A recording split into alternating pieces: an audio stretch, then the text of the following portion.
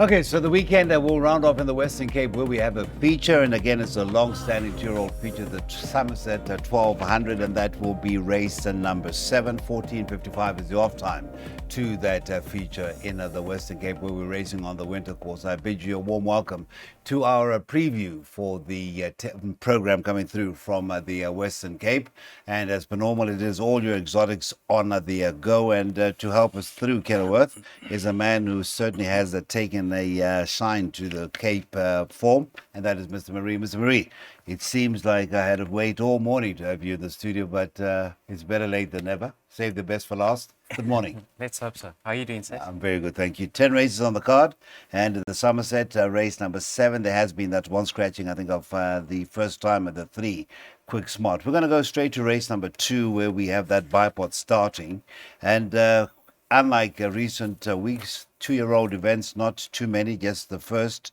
and the 7th. So let's get into a middle stakes as race number 2 is over the 1400. Yes. Now, if you have a look at the best weights column, you'll see number 3, Give Me That Pearl, is half a kilogram, best in ahead of Royals, and thereafter Dixie Land Band is third best.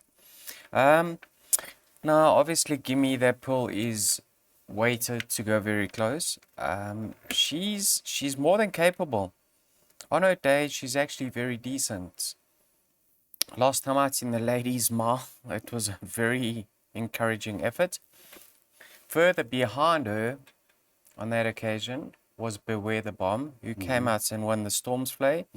So that form line has been franked. However, I haven't bankered her. I backed her up with number 5, Cam Chatka. I actually think this filly is very decent. I don't believe she's anywhere near what she's capable of achieving. She's relatively lightly raced, only having a 9th start, but I think this race could have done her the world of good, and there's no doubt she's going to race fresh, so I'm not too concerned about the distance. And then number 6, My Only Weakness, you can see that she's only worn headgear twice, once blinkers and once a set of cheek pieces, and both occasions she's won. Craig Zaki knows her extremely well. I think he's got a 66% strike rates on her. Cheek pieces stay on. The pace should be on with Russian Royal and Royals in this lineup. And in a small field, she shouldn't be too far off them turning for home because there's not many numbers in opposition over here. So she shouldn't be out of her ground. So yes, it is a very tricky opening leg. I've played the safe route, numbers 3, 5, and 6. 3, 5, and 6 for the man. That is in the opening leg of the bipod. Outlay is actually 240 Rand. Whilst there are no bank, it's still a very affordable outlay. The widest leg being a leg number 3, that will be race 4. Right, so we start off with the smallish fields. At the top end of the card is the smallish fields. Case in point is race 3, where we have the 6 runners to face up, and in a race number 3 it is the 4006 who tops the boards, and that is a Gavin Arena. The pricing that I see as a form guide, as a pricing guide, suggests that it's not an open and shut case. 3-1, the 3 Song to the Moon, that would be the market rival. That's at around a 33-10. Right, the 6 runners, would I be wrong, Mr. Marie, to say that the form that the likes of the 1 We Have Touchdown and the 5 Pinot Grigio bring in behind La Pulga would be the strongest? I wouldn't dispute that because La Pulga is a very, very decent sort himself. What I do want to say is congratulate James Crawford. He's having his first runners as a trainer On his own Sunday. accord, yes. On his own accord, yes. So we wish him all the best. He's got the support behind him, and he's got the training from the master. And Great. he's got the confidence and Yes. the presence as well. So, yeah, have a look at that Pinot Grigio run. Well, not the Pinot Grigio run, the La Pulga run. Yeah. So Pinot Grigio finished behind. We have touchdown on that occasion. What I do want to add is Pinot Grigio was returning from a layoff on that occasion. So, although there is a turnaround in the weights and he should be held on paper, one has to believe that he's now having his cherry ripe run, third run after layoff, and he's primed. So we can't say enough about Ricky Mangard and Andrew Fortune strike rate together. I really respect his chances. You know, he's been 2,000 meters in the past. He finished right alongside a nice sort in Group Jet on that occasion. And I think with that break in between, he's strengthened up. So I really believe the step up to 1950 is going to be in his favor. He does form part of my play over here. Just backed him up with number 4, 006. Now, this horse has come to hand now. He's finally producing what the connections have expected from him, because day one, he came to the track with a reputation. Took him quite a few runs to get it right. But since he's been gelded, he's of no doubt on the right path. And I can actually see Gavin pushing forward on him. He's supremely fit. I don't know where the pace is in this race, but I'd actually like to see 006 up front, if not leading. I mean, all dependent on the pace, handy at least. So I've got numbers 4 and 5 over here. It is a very small field. Got a preference for the 4, 006. 5, Pinot Grigio, my second choice. Yes, and of course, the 4 006 will be in the colours of stalwarts to the Crawford stable over the years, and that is the Cheryl Silks. And what a way to start off your solo run, so to speak, for James Crawford, if he could get a win for the 4 006. Outlay 144 Rand, race 3, the first leg of the Western Cape PA is off at 12:35. Right, on to the pick 6, and we drop back into Maiden Company. What it is, an open maiden. It's over the 1950 race, number 4 at Hollywood Bets. Kenilworth, that's off at 1:10 so get those pick scissors on by then. It does look competitive. Now, Mr. Marie, you sat there and you said, well, English Mistress, it wouldn't be surprising to see it win. It was a lowly handicap that made it back-to-back victories after so many earning runs, it must be said. Andrew Fortune on fire last Sunday. But the post-race interviews, you'd have thought English Mistress has won a grade 1, grade 2. Just the general happiness to see the horse finally sort of get the winning knack. It's quite amazing, eh? Yes, indeed. They take forever and a day, and then they just get their confidence boost. Yes. Yeah, so we're touching on number 3 of your beautiful side. Can see last time out, they tried her with a set of blinkers. She went up handy and she stayed on. I think the jury's out whether she'll get the 1950, but if she does, I'll give her a chance of because if you have a look at the best weighted column, she comes up trumps, and quite clearly so. She's 5 pounds or 2.5 kilograms best in because of that sex allowance. So, yeah, you need to look at the form line. Obviously, English Mistress came out and won again. The second placed horse was Beneath the Clouds. They came out and won. And the 5th placed horse behind her was Sweet Conifer, who came out and won. So the form line's looking good. But she is taking on the ever so consistent number 2, past and present. Tried him with a set of blinkers again last time out. The blinkers are removed straight away. I don't think it had a positive effect on him. Yeah, he's sort of one-paced. I'm a little bit skeptical about the winter course with him. But he's going to be up handy, and he's going to be plodding on. Whether he gets it right remains to be seen, but he's the obvious foremost in the race.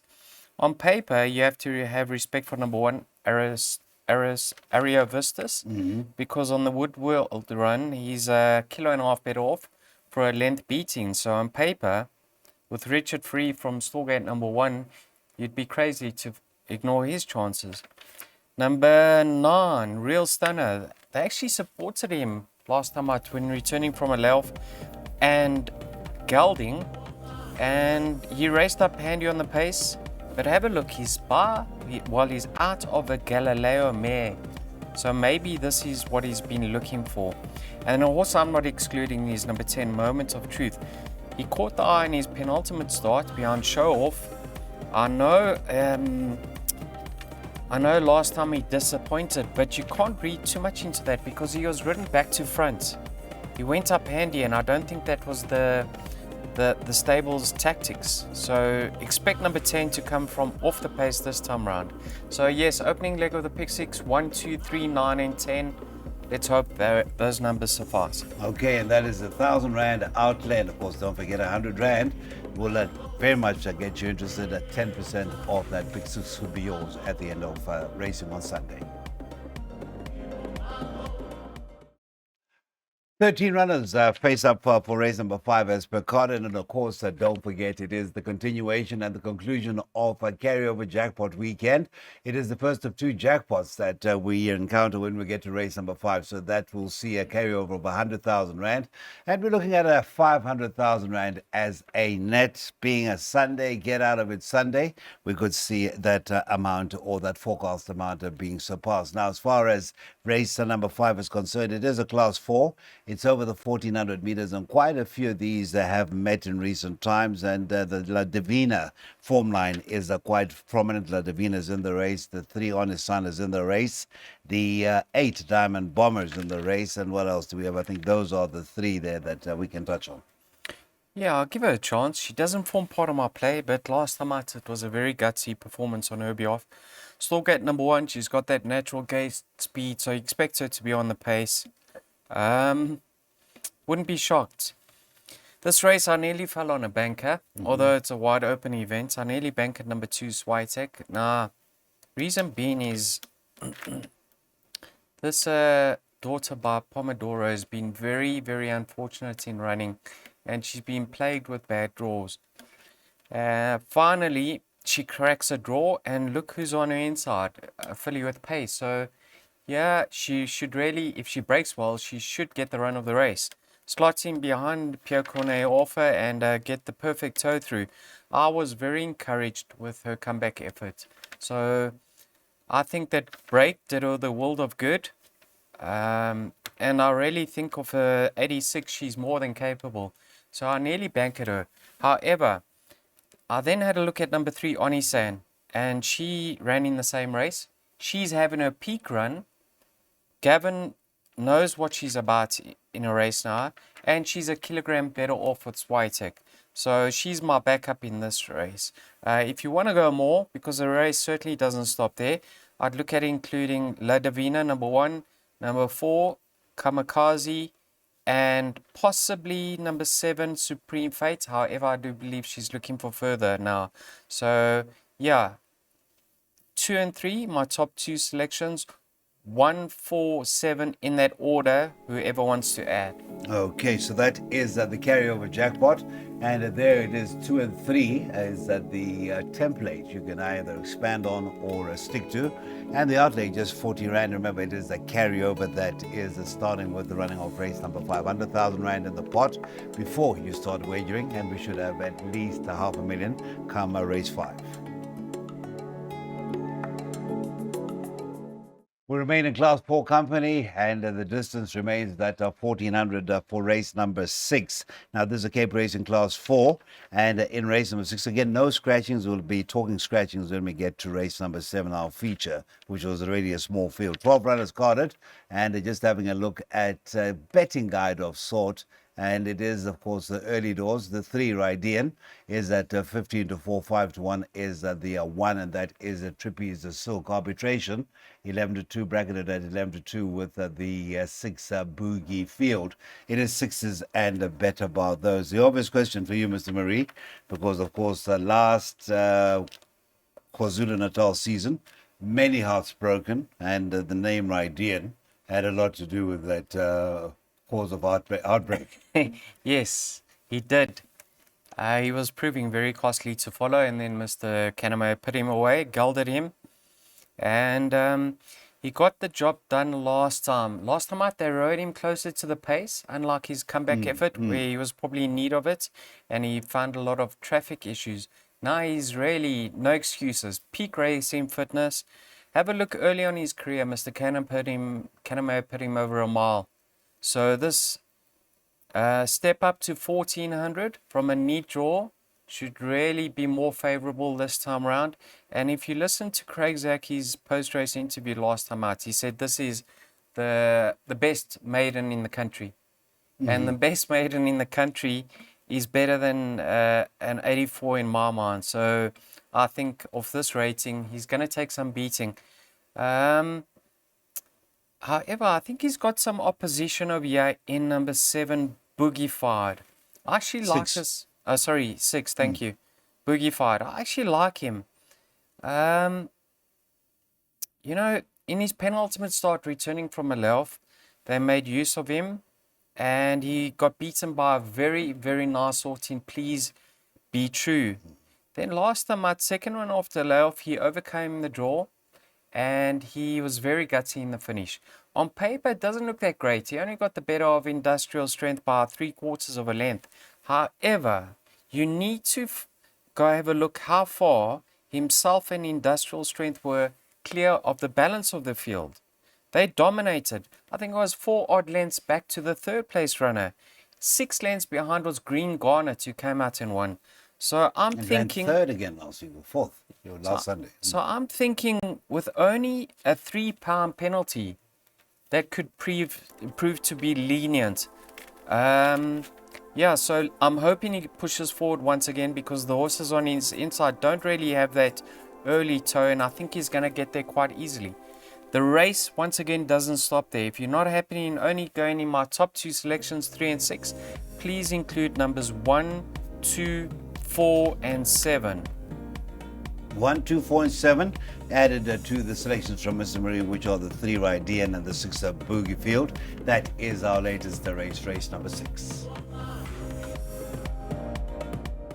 All right, 2025 renewal of the listed Somerset 1200 for 2-year-olds has the 2 scratchings. It was already a small field for such a prestigious 2-year-old event, winter event that is. They are the 3 Quick Smart and the 4 Bugle Boy. And coming out of the winter nursery is the 2 Absolutely Yes, and that is currently your favorite in a race number 7. There is a first timer, and that is the one. No real interest in the one. In fact, is the least fancied of a 5-runner field. 3 Tigers, the Crawfords saddle for, amongst others, that the nominee of TKP Racing, that is Trevlin Pillay. On Sunday, he could still be a cock-a-hoop if Elegantrix or maybe Charming Cheetah should come through for them. Yeah, it could be a big weekend for him. He's got horses right around the country. You know, he's done well, very, very well, and I wish him continued success. Yeah, no, this horse number 2, Absolutely Yes. On debut, he caught everybody's eye, and then in the Cape of Good Hope Nursery, many were touting him to be the best juvenile around, and he let the side down. But he got beat 8 odd lengths. That wasn't really his efforts, and for that reason, Mr. Snaith put him away and gelded him, and his comeback effort in the winter nursery was outstanding. That was over 1100. He was staying on very, very slightly in the latter stages. Gonna strip fitter, step up. I know it's only extra 100 meters, but it's certainly in his favor. So, hard to beat. The only reason I backed him up, though, is because he is having his second run after a layoff, and the filly is having her peak run. Now, when she came back to the track after being rested, the word was out that she was going to be in need of that outing. She drifted off the boards. The stable made it clear that she wasn't nowhere near ready. Then, second on after a rest, Richard sat aboard her for the first time. She played with the opposition. She's now having her peak run. She gets 2.5 kgs from the favourite, and she's stepping up to 1200 for the first time. She just got stronger as the race went on last time out. So I really believe those are the 2 we can focus on over here. Numbers 2 and 6, you can see they form part of my first leg of the pick 3 I'm tipping. Okay, pick 3, but don't be, of course, be mindful rather that there is also jackpot that starts in race number 7, 2 and 6, and of course that penultimate run for She's My World, that form lines props up everywhere. Match that. That is race number 7.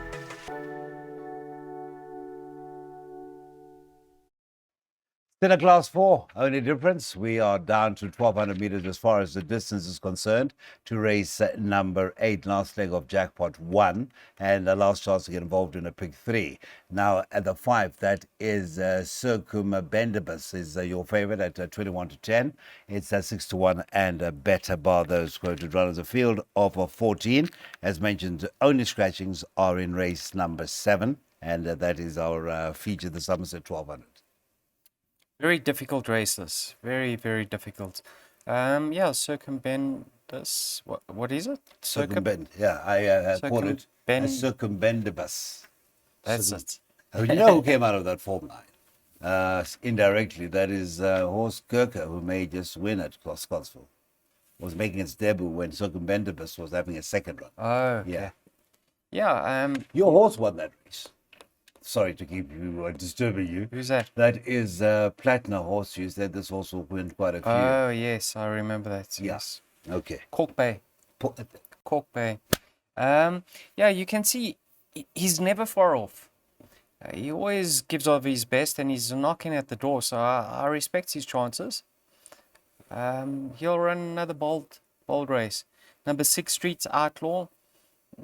Last time out, I think that 4kg Apprentice, I don't know if he assisted him too much, but at this stage we can't ignore anything Ricky Mangard sends out, and Grant van Niekerk takes the ride aboard him. So I actually like his chances. I think he goes well, although he's yet to score up the Kenilworth Straight. He never runs a bad race, so I like his chances. Then I've also included number 14, who's drawn on the other side of the track, and that's Escarpment. He's a galloping sort of individual. He likes to go up front, and you never know if the going's going to be on the outside. If it is, he comes into the reckoning of a year. And Pete Boetz's stable's turned for the better, so I like his chances. Number 3, One Liner. The comment is he's returning from colic. He may need the outing. However, he's unbeaten up the Kenilworth Straight. He's returning as a gelding, and he may race fresh. So let's hear how he goes. Number 2, Worldly. If only this horse could jump on terms, he would have won a few by now, but he spoils his chances each and every time by coming out slow. If this horse manages to get a clean break, I think he could be the one, but he's not one you can rely on. So I've taken a double over here, 5 horses, 2, 3, 5, 6 and 14. And the second leg, 3, 5, 7, 8 and 9. And of course, if you can get it a couple of times, I think it'll be a good investment. Thank you, Daryl. That is race number 8, last leg of Jackpot 1.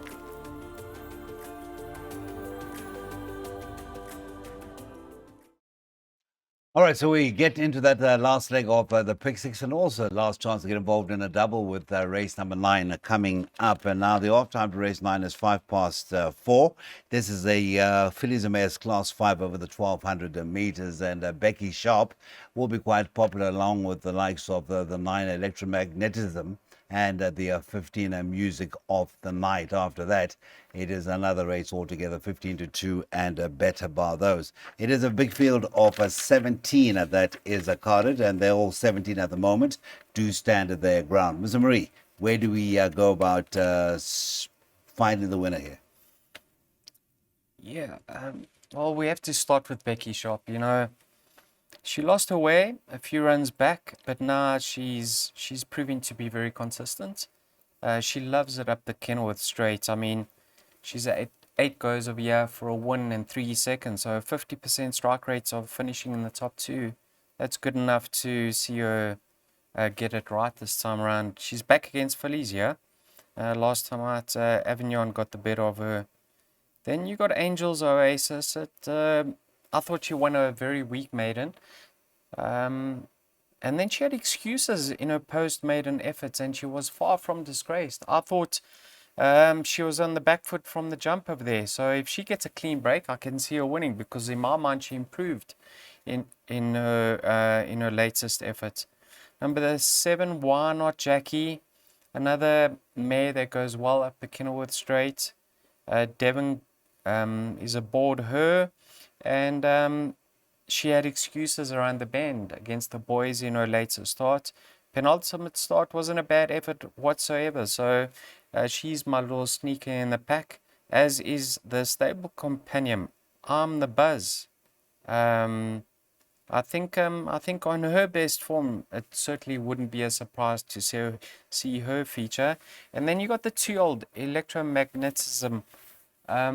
On paper, she's possibly held, because on a line through Cliffscape, Becky Sharp should get the better of her, but she's lightly raced and she quickened up smartly in her last start. So I can see her featuring of here. Obviously, she's the one with the most scope for improvement, but she needs to raise her game if you are using Cliffscape as the line horse.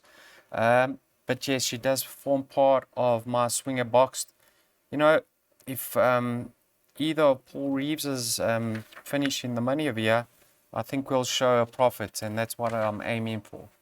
I was just looking to see if Mr. Fortune has got a ride in race number 9. Wasn't he on a massive outsider for Paul Reeves last Sunday at Kenilworth? The biggest outsider in the field came through to win on what was just an incredible day. We saw the other side of the Candyman on Sunday. Thank you, Daryl. It's the last leg of the Pick 6, and there is a swinger box suggested. Becky Sharp, Angels Oasis, the 7, Why Not Jackie, the 8, that is I'm the Buzz, and 9, Electromagnetism. And hopefully by this time, the penultimate race of the afternoon, Mr. James Crawford has been to that number 1 box by then.